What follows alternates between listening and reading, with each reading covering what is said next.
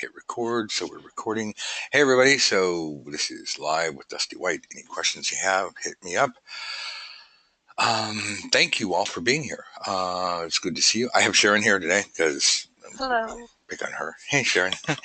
So, yeah, this is Indian from India. Um, excuse me. Sorry, part of my throat. I better get some coffee. Bless you.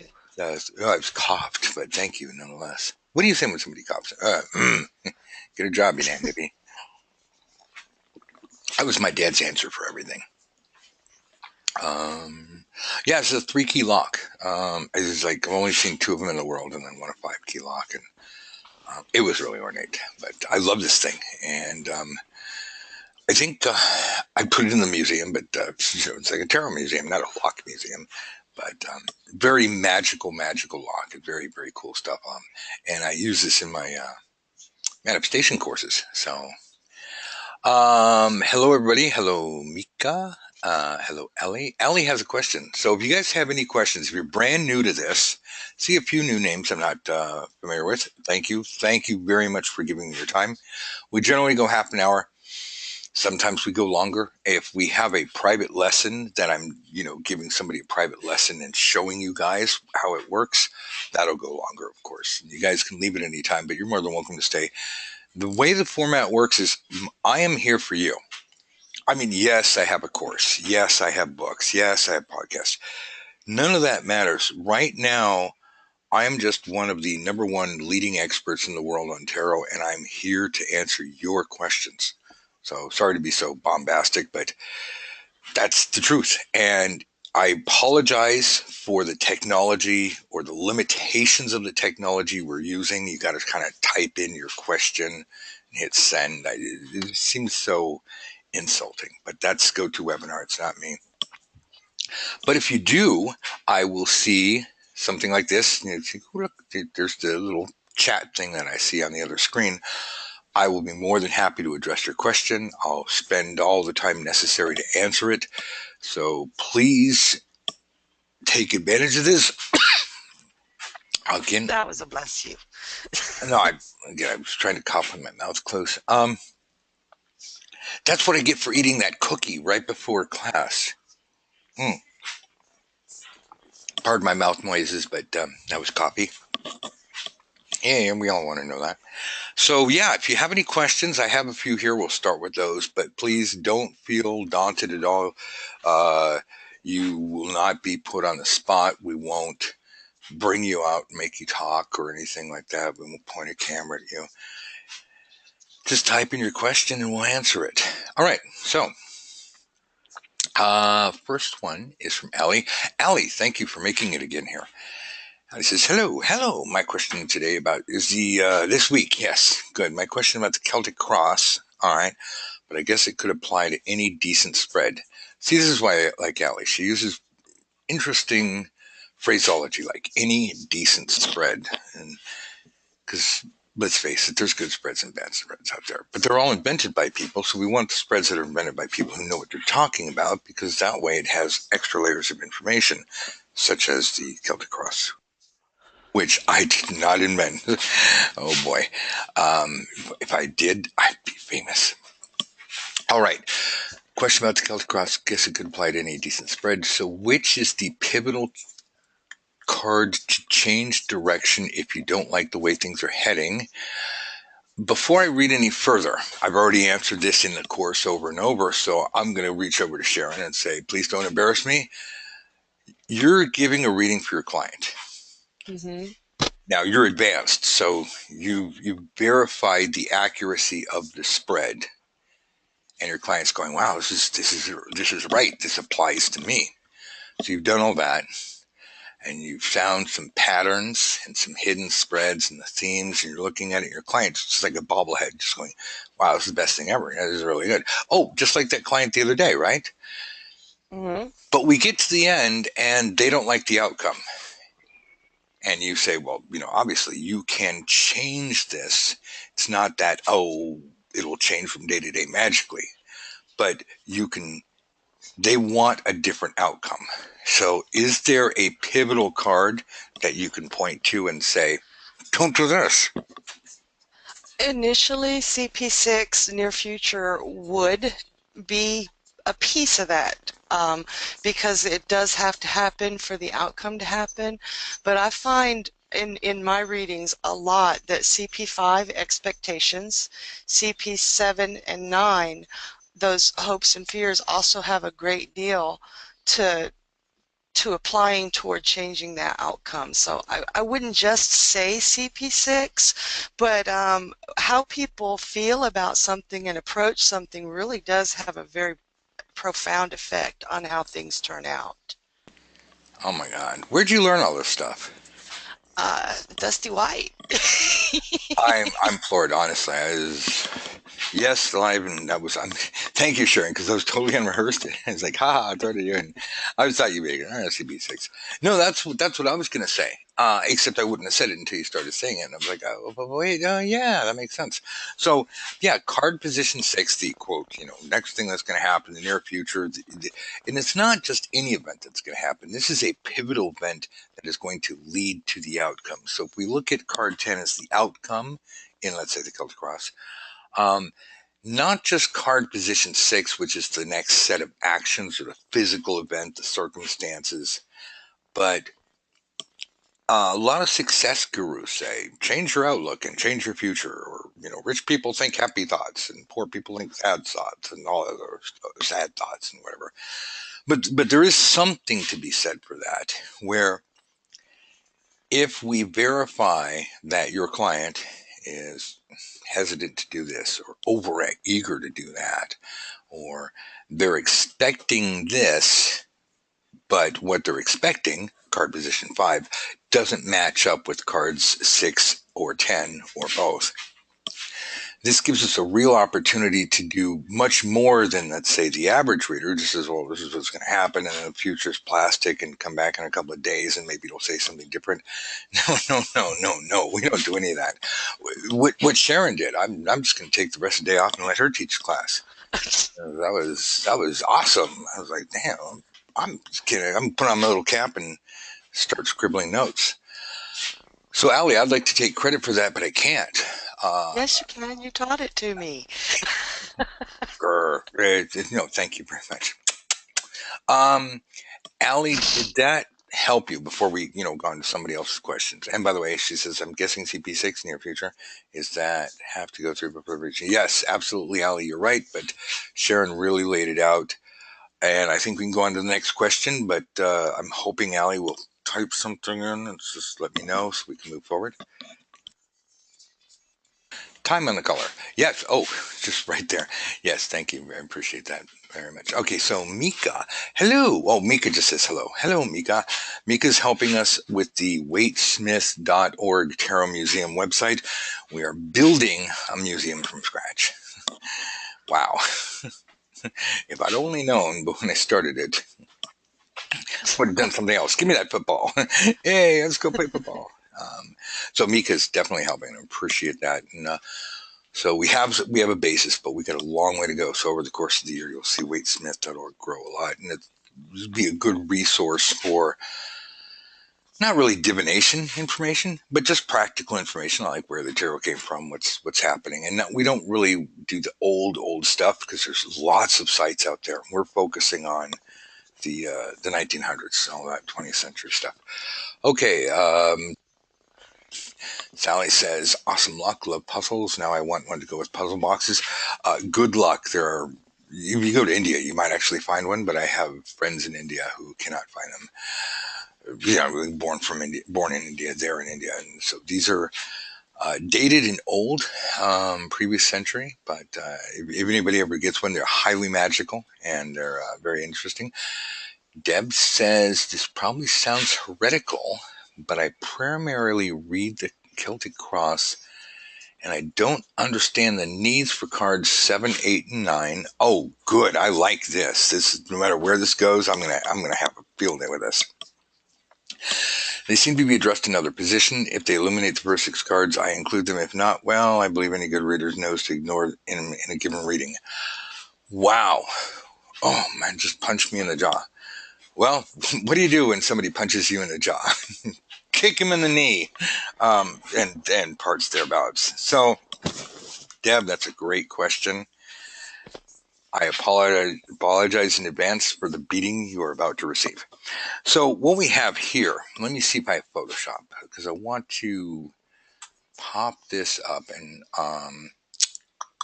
I'm going to have to draw out a little Celtic cross real quick. I don't have one handy because I didn't prepare. Well, I didn't know there was going to be a test. Okay, so I'm going to have to sit down here. So don't let my energy slide. So let's make this a little larger and hit B for brush. And I'm just going to draw a quickie little Celtic cross. And, 1, 2, 3, 4, 5, because we're going zip like that, right? So let's go. Let's get rid of that because you know where we're going. 6.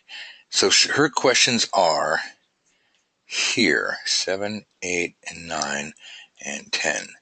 So let's put this layer down here, if you don't mind.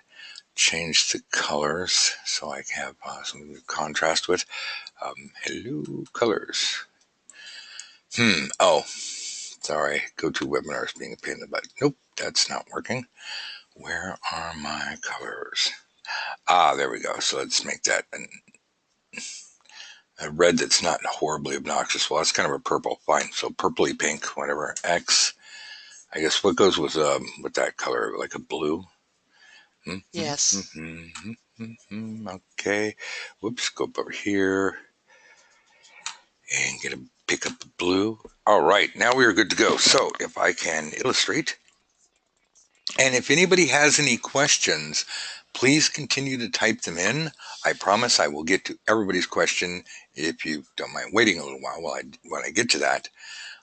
So if you have a question, please don't try to hold it in. Just type it in. Okay, so what Deb is talking about is this right here. First off, we were talking about cards 6 and 10 and opinions and fears and hopes and that kind of stuff. Now what we're addressing are here 7, 8, 9. So let's run through this.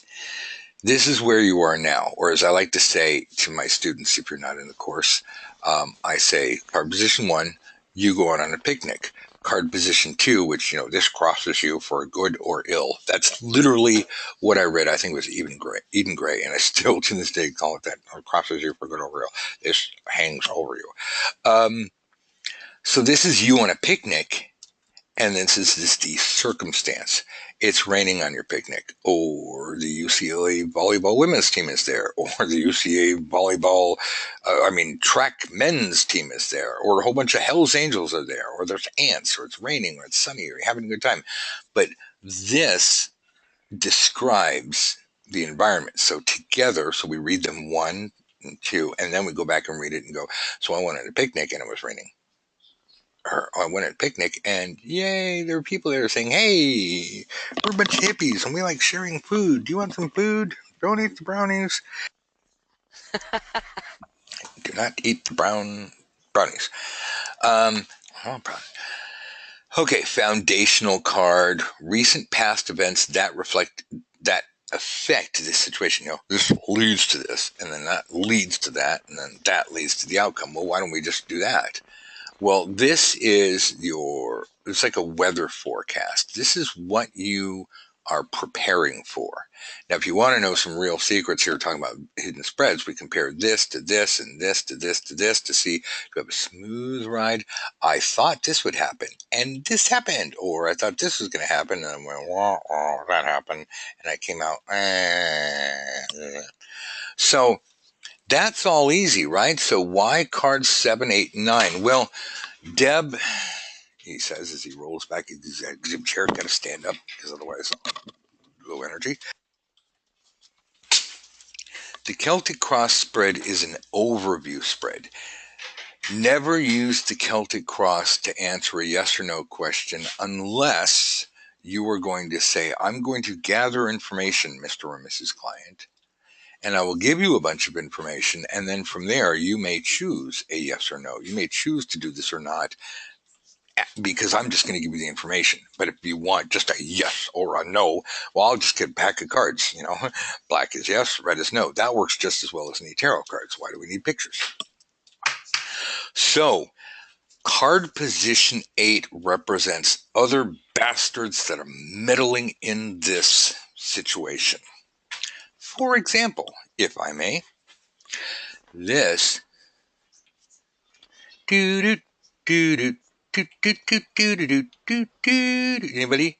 Do do do do do do do. Okay, it's the Bewitched song. With the big. It's been a while. I know, right?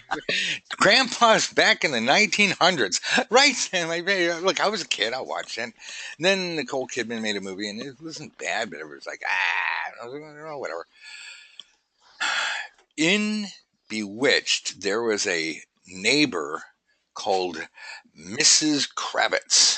And if you ever remember watching that, she had her nose right up against the window. She was always looking out of her window just in time to see, I don't know, Durwood turn to a frog, or Paul Lynn popping in and talking about something.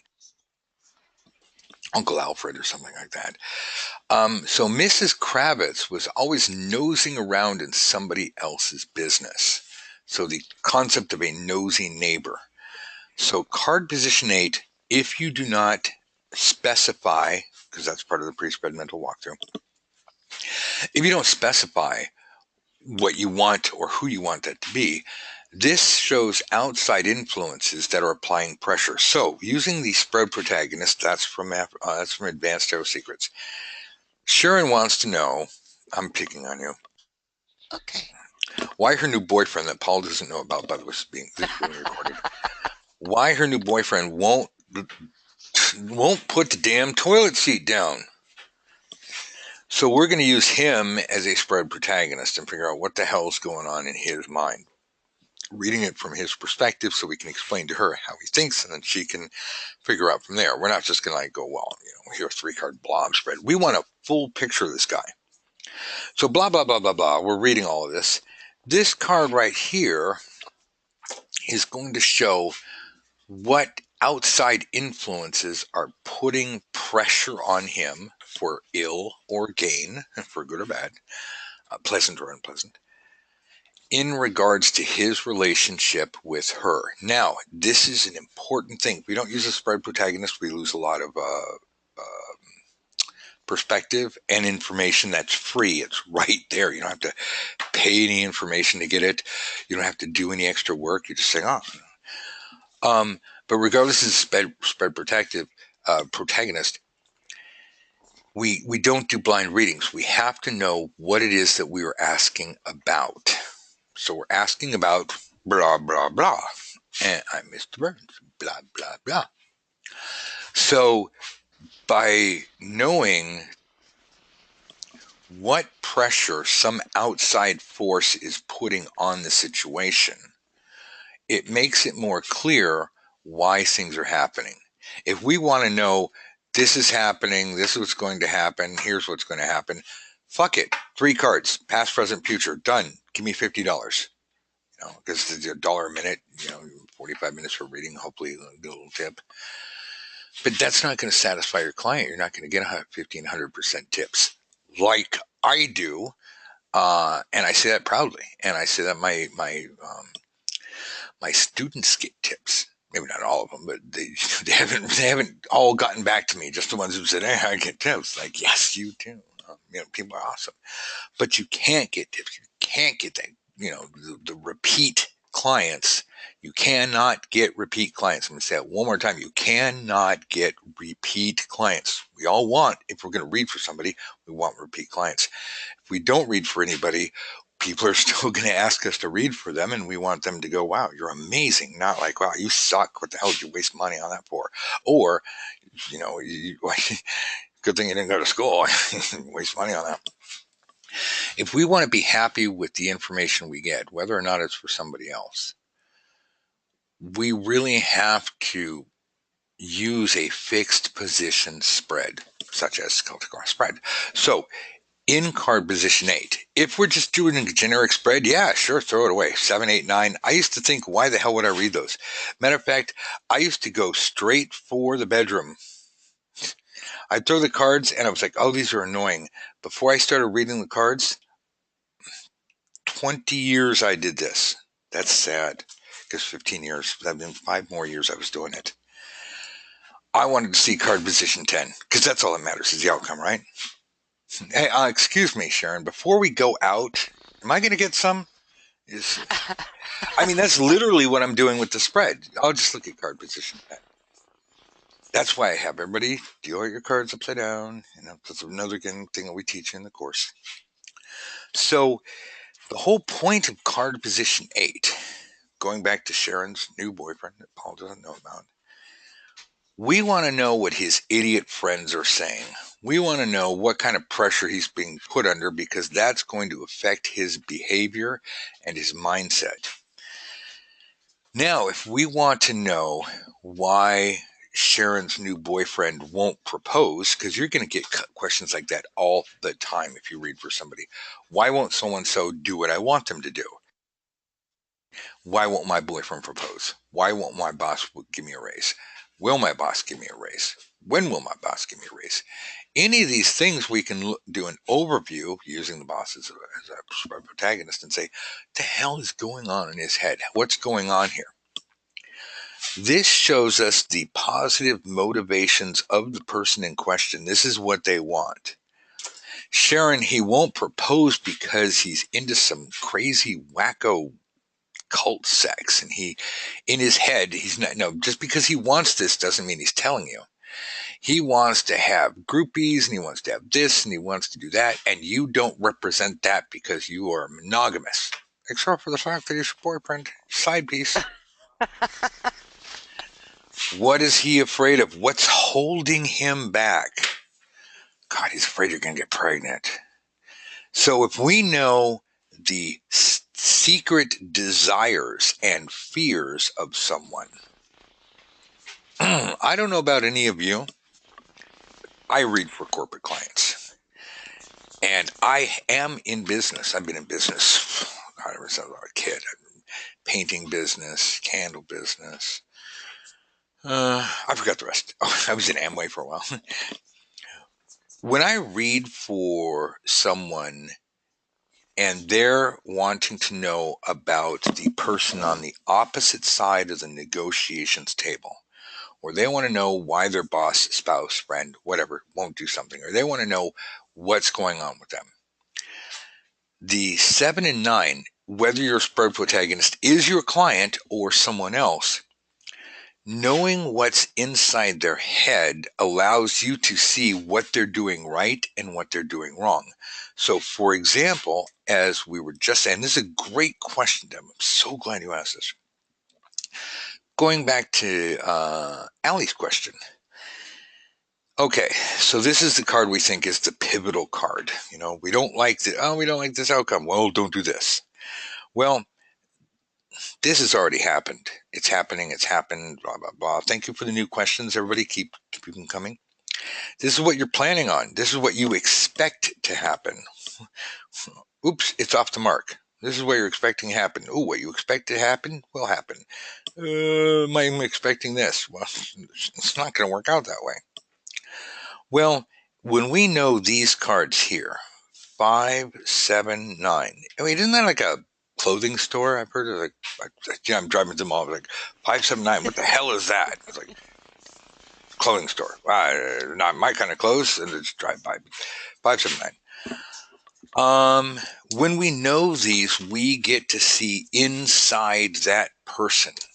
If our client is lying to us, if our client isn't lying to us, and we can use these as verification cards to verify that the rest of the spread is correct. We can get extra information, especially if we're using the spread protagonist technique.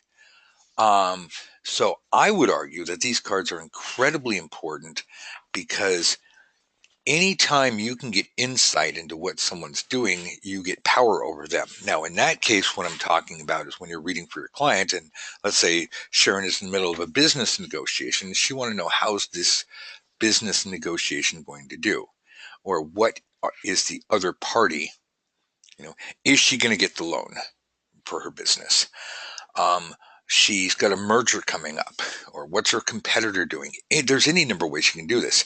If she is in an adversarial position, or even a friendly position with someone else on the other side of the table, knowing what motivates them, you know, like Playboy magazine, my turn ons are and my turn offs are, if we know that, we know how to better present ourselves and how to act.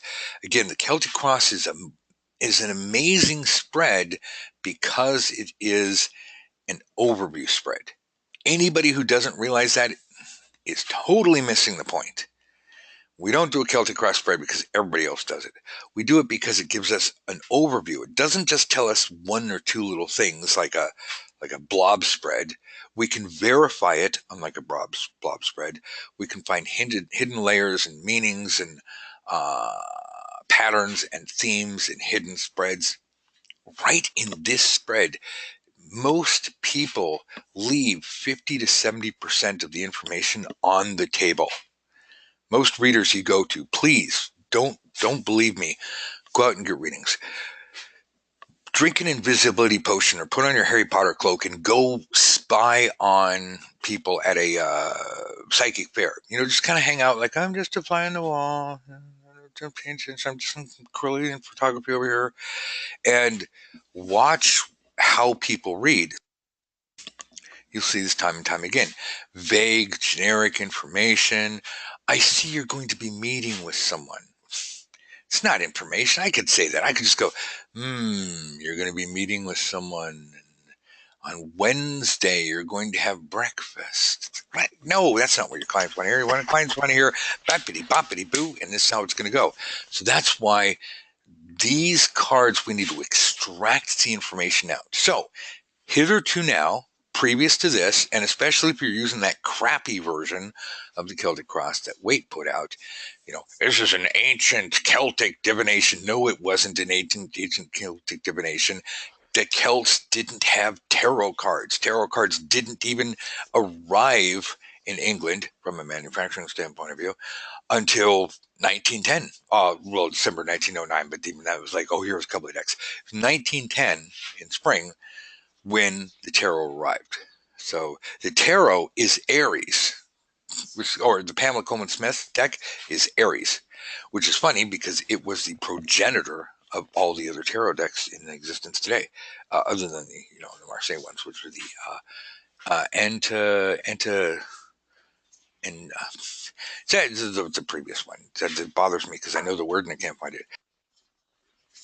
So the version I teach is not anything I invented, but discovered early on as a kid. I was very lucky with that. Because if you read the card 9 is hopes and fears, it's like, well, that doesn't do any good. How was it hopes and fears, whatever. But staying away from that. Now, back to card position 8. Especially when we do our pre-spread mental walkthrough, we can isolate and find out who and what is putting pressure on this situation, what meddling outsider, and are they being supportive or are they being antagonistic? This is where we get the extra depth. We don't want to just go, this is going to happen, that's going to happen, thanks a lot, goodbye. We want to give people depth and details, because when you give them depth and details, when they're accurate, that's the whole point of this, they appreciate it, but they really value what we say. If we're vague or we don't give them enough details, they don't value. Didn't I put you on Don't Bother Me? Sorry. When we don't give depth of details, people really don't value us. They may sit there while you're getting a reading. It's kind of like giving a massage. Ooh, it's nice. It's nice. Even if the massage isn't all that good, you're like, well, it's still pizza. I'm still getting a massage. But you're not going to go back to that person again. But if somebody's really like, twist, pull, here's all your future, you jump up and down, you're going to tell your friends, you're going to say, I'm going to book an appointment with you. So that is why my argument is that this These cards are so important because they have tons of information. So hopefully I didn't upset you too much, Deb, but that I would like you to re-examine your perspective on this and give it a chance. I think you will do that. Now, Deb says as I lay out the cards, they tell me the story card by card. The explanation really clarified all three cards. Thank you. Now, by the way, Deb, let's stop right there. I like what she said. She says, as I lay out the cards, they tell me the story card by card. Yes, they do. In our course, we call that pass number, Sharon. I'm. One. Oh yeah, duh. I knew that. So in the black book, if you don't have it, it's called Advanced Service Secrets. And we teach it in the course for just $10 a week. And you have live access to me, and you get 2 hours of video a week and whatever. So we have what's called a 4-pass spread. And that's where, yes, Deb did it right. You go through the cards, tell you exactly what they mean. Now, you have to verify this, because if you go through and just card by card by card, if you're not verifying the spread, you're just broadcasting information to your client and not giving them a chance to tell you that you're wrong, which is bad because we can be very, very wrong. So we do our shuffling, we do our pre-spin walkthrough, we get our ding, we throw the cards out. Once the cards are on the table, that's it. We want those cards to be right. That's why we have the, quote, pre-spread work. That's in the black book. We're ignoring that for now. But yes, Deb is right. Your first pass through, the cards tell you one by one. Sharon, rather than Yes. me do this, you're my student, so I'm hoping that you'll get this right, but whatever you say is going to be gospel. We've done pass one, okay? Why do we do passes 2, 3, and 4? What do we get out of them? Without giving an explanation of everything, just I don't know. Why would you do it? To Please. get even more information out of the cards, and the final pass to do a summary so that the the client doesn't have so much information going blah blah blah blah blah, that they get an actual summary so they can see it all at once as well, but Oh, mainly to get more information out of the cards. right. So pass 3, we go in, we look at the themes, the patterns, how many this, how many that, what does this make us feel, how does this whole thing, we step back because our first time through, we're like standing 2 feet away from a mosaic that's made by a master. We're realizing that they used tiger's eye instead of just a yellow stone or some black stone, and here they used a shiny red stone, but over here they used a flat stone. So we're looking at each card and we're really getting information out of it. In past 2, we turn around and we run away and we turn back around and we get the whole picture. Like, how does this make me feel? Again, I teach all of this just so you know you're not in the room. And then we go in card by card again, but now we're looking at patterns and themes and we're really drawing out more information. We don't do this first because we have to verify that cards actually make sense, that the cards apply to our client. If you ever have a spread that does not apply to your client, please tear it down. Don't fight with it. Don't say the cards have to be right because the cards are never wrong, because that's not the way it is. So it is possible, highly possible, to deal out random cards, especially if you have somebody distracting you. So in your third pass, now we look for the hidden spreads. Again, it's all in the black book. It's all in the course, whatever. So at that point, though, we're just feeding them information. So Deb has this right. What I'd like Deb to do is keep doing what she's doing and then add passes 2 and 3. Just try this. I will change your religion, I promise. Now in pass 4, and again, I'm explaining this to Deb, but this is really for everybody. And Deb is just very nice for bringing this up. So I'm not really picking on her, but I'm using her as an object lesson so we can all learn. Um, Pass 4 is your most important thing. And I say this, but you'll see people don't do it. So when you do it, oh my God, it's like being the best lover your boyfriend or girlfriend's ever had. It's like, oh my God, nobody's ever done this to me before. You're like, that's right. Or whatever you say. But the thing is that we want them to scream out our name. Tarot, tarot, because we really want the clients. I don't know about you, but I don't want to have to go back and get a day job. And I don't want you guys to have to get a day job. And like I said, this is all free information. So it's not like I'm making money off of you. I really want you to succeed. So past 4 weeks, they're ready to go. They're like, okay, I got all this information. We sit down, we nail their feet to the floor. And we're like, okay, it's going to take about 2 minutes. And then our head is swimming with facts. We know each card, and then we see the themes and everything. We're like, okay, here we go. Becky says this, which is going to make you do this, but then so-and-so wants to do this, but really what's going on behind the scenes is over here, and then blah, blah, blah. So what you should do is blah, blah, blah, blah, blah. Now all of a sudden they're like, wow. And then you go, ding. Oh, by the way, I accept tips. And that's the Chicago way. Thank you, Deb. Boy, I got so much time out of that. Amanda. Hello, Amanda. Amanda says, thank you very much for being here, by the way. I've only been doing the tarot for 3 months, and no matter what exercises I do, I still go blank. Right. Okay, first and foremost, if you're talking about exercises in the white book, what I would like you to do is go back and do exercises 1, 1A, and 2.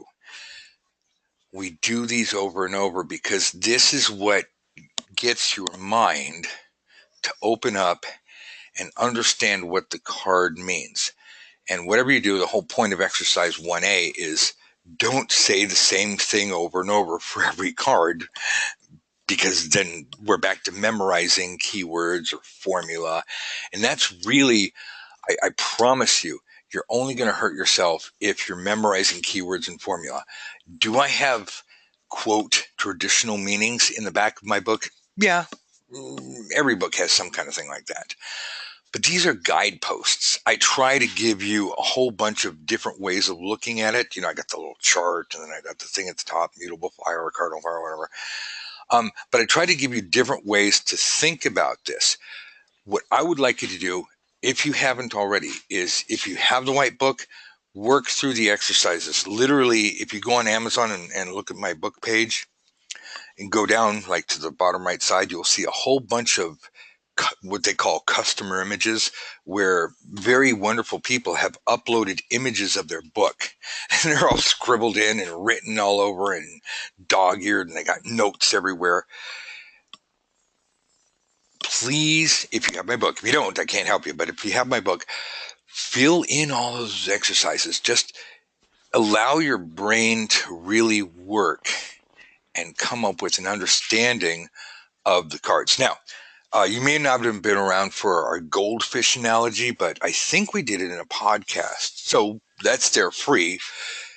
I'm not going to take the whole time today to talk about the goldfish analogy because I'm sure it's out there for free. And if it's not, it's in the course. And if not, somebody will tell you. But, it takes too long. So with that, though, other than that, your most important exercises are 1, 1A, and 2, but especially 1A and 2, because it allows you to go, here are various ways this card could represent itself. So what you're doing is it's muscle memory. We're training our brain to translate images into actual situations and events. Now, from your situation, Amanda, I don't know if you're doing 3-card readings, if you're just pulling out 1 card. I don't know if you're doing blind readings. So you may be doing a lot of things wrong. And you may understand the cards inside and out, but especially if you've only been learning the tarot for 3 months, I don't want you out there reading for other people. You're not ready for it. You can try it, but you're just going to hurt yourself, and you're going to get frustrated, and you're going to think there's something wrong with you, or there's something wrong with this, and you're going to buy book after book after book. And what you get in different books is, here's a spread, here's what the cards mean, and here's some numerology. And it's just going to retard your growth. What I would like you to do is read like a professional, because professionals, we do this in our sleep. So I want to teach you the secrets of how we do it in our sleep, which is, again, back to exercises 1, 1A, and 2. It's boring. And I was like, okay, this happens to me. This happens to you. As a matter of fact, here, I'll show you real quick. But, oh yeah, I'll pull up a card. Sharon, give me a card. Give me a pip card, please. 7 of Pentacles. 7 of Coins. Pentacles was invented by that liar Mathers. Okay, you better be on. You're gonna embarrass me, so you better be on target. We're gonna do exercise 2. This happens to me. This happens to you, but we can't repeat the meaning. So I'll say no. We're gonna say this happens to you. This happens to you. We've never done this before. This is an exercise brand new. This is exercise 2A. We're just gonna pick on each other. So Okay. first off, this happens to you. You're lazy and you don't work, and you're looking at all that work, going, oh, "Man, I already did one. I got one coin. It's stupid boss." So your attitude at work sucks. Okay, now you. This happens to you.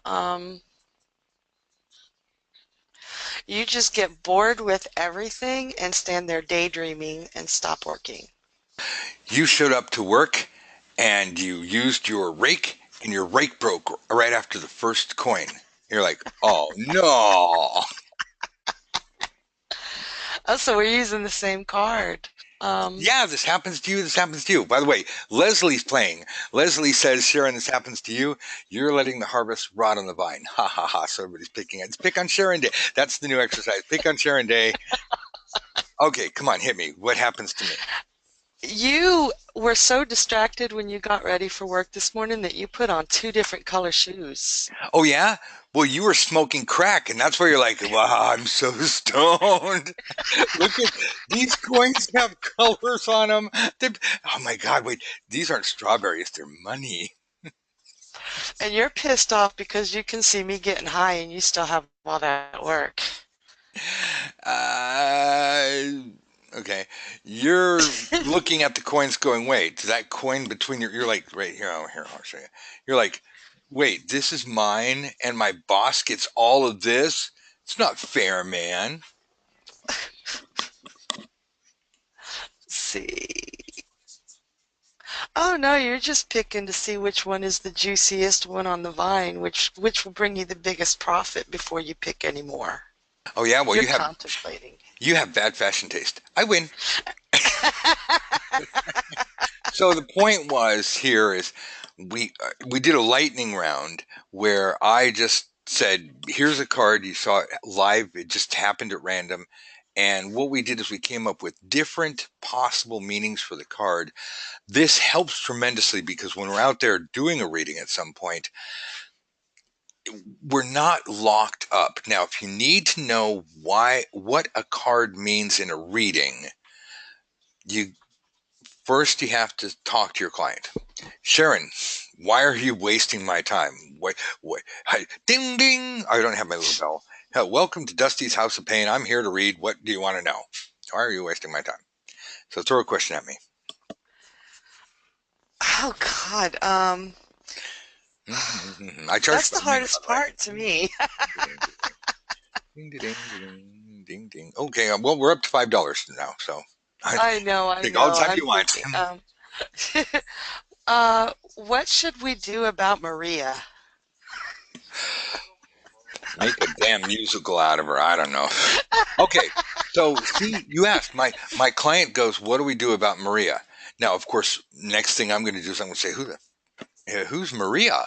What is, I'm going to ask and say, I'm going to start shuffling, and I'm going to go, "Okay, and let's say that she told me all about this girl she's hot over," and I'm like, "Oh, okay." So what I'm getting, because now what I'm doing is I'm taking the information she gave me and I'm forming my own damn question. RBD, my own damn question. That doesn't mean anything. That was just a weird thing. You get it. If you get it, you're laughing. If not, you're like, "What the hell he's talking about?" So all these inside jokes. Um, so she was going, "What do I do about Maria?" And I understand that she's really saying that Maria, or the girl who's playing Maria, is she is Sharon is the girl's understudy, and she's like, "I don't want that girl to have it. How are we going to make it?" And so she wants to know how she can trip that girl up, like who is that ice skater? Carrie um, Oh broke her. Tanya God. Harding. How can she pull a Tanya Harding and like, "Oh look, I get to be Maria." So I'm going to phrase the question that I'm going to be asking, because when I say I want you all to say me or I or whatever. Because when you're reading the tarot cards, that's your spread. Your client's job is to sit down, shut up, and look pretty. Yes, you talk to them and everything, and that's nice, but you're reading for them. You are the one with the cards. You're the one who's doing the divination. So they don't get to tell you how to read. So they don't get to tell you what you ask. So inside your head, yes, you're asking a question to get the answer they want, but you may choose to ask a different question or phrase it a different way. Okay, so we've done that. So you have a question that you've decided that you're going to ask for the cards. You shuffle that you're going to ask the cards. So you shuffle that question into the cards. Focus, focus, focus, focus. Bling! Spread comes out, right? Now when you're going, what the hell does this card mean? Now you have a frame of reference. So whatever card position, here's the outcome, This is the outcome, but it's not just the outcome. This is going to happen, and this is the result. But this is what's going to happen in relation to Sharon in her play and this other girl, and this is going to happen, and this is what's going to happen as a result. So if you're having trouble figuring out what a card means, and if you're doing everything else right, what I'd like you to do, always go back to the question you asked, and then compare that to your client's situation, which may or not be the exact question they asked, and then look at the card position. This is what's holding you back or you're afraid of. This is what you want, your goals, your hopes, your dreams. This is other jerks. This is foundational, how we got here, what's behind the question, any of that stuff. These are things that happened as a result, as it relates to this thing that just happened here and now. So these things unlock your intuition to give you the right answer, because we do like a blind.